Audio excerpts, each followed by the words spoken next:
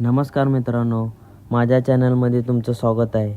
तर आज आपण हे शिकणार आहोत की ऑप्शनच्या प्रीमियममध्ये केव्हा स्पाइक येतो. बऱ्याच लोकांना हे माहीत नसते की ऑप्शन सेलरचा स्टॉप लॉस कोठे आहे, त्यांची प्रॉफिट बुकिंग कोठे केले जाते, ते केव्हा निघून जातात, ते केव्हा एंट्री करतात.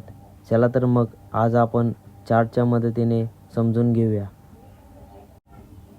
हा मी ऑप्शनचा चार्ट ओपन केलेला आहे. यामध्ये आपल्याला फिब रिट्रेसमेंट या टूलचा उपयोग करायचा आहे. बऱ्याच मित्रांना या टूलविषयी माहिती नसेल.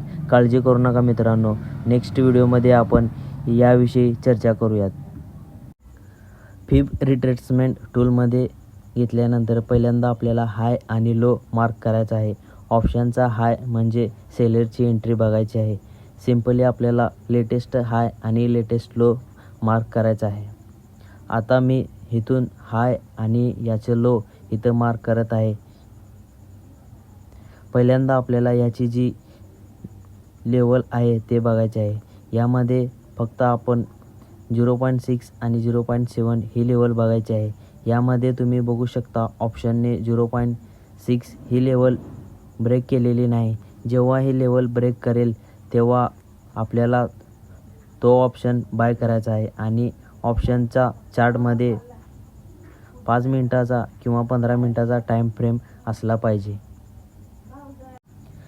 नेक्स्ट आता आपण पाहूयात की ऑप्शनने 0.7ची लेवल ब्रेक केल्यानंतर आपल्याला भेटलेला टार्गेट.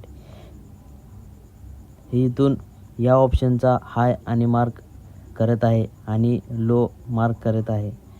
इथे तुम्ही पाहू शकता 0.6 लेवल ऑप्शनने ब्रेक केलेले आहे आणि आपल्याला भेटलेला टार्गेट हा 1.6 आहे. आता तुम्ही म्हणत असाल की स्टॉप लॉस कुठे लावायचा. काळजी करू नका मित्रांनो, मी तुम्हाला सांगतो स्टॉप लॉस कुठे लावायचा. 0.7 ही ब्रेक केल्यानंतर 1.6 टार्गेट घेतला. स्टॉप लॉस हा 0.6 किंवा 0.5 हा स्टॉप लॉस लावायचा आहे. आता आपण मोठ्या टाईम फ्रेममध्ये जाऊयात. 1 तासाचा चार्ट ओपन केलेला आहे. याचा जो हाय मी मार्क केला आहे आणि तुम्ही बघू शकता एक्झॅक्ट 0.7ची लेवल वर येऊन थांबलेला आहे. जर 0.6 ही लेवल ब्रेक केली तर आपल्याला इथपर्यंत टार्गेट मिळू शकतो. अशाच नवनवीन स्ट्रॅटेजी आपण घेऊन येणार आहोत. तुम्हाला व्हिडिओ आवडला असेल तर आमच्या चॅनलला नक्की सबस्क्राईब करा. धन्यवाद.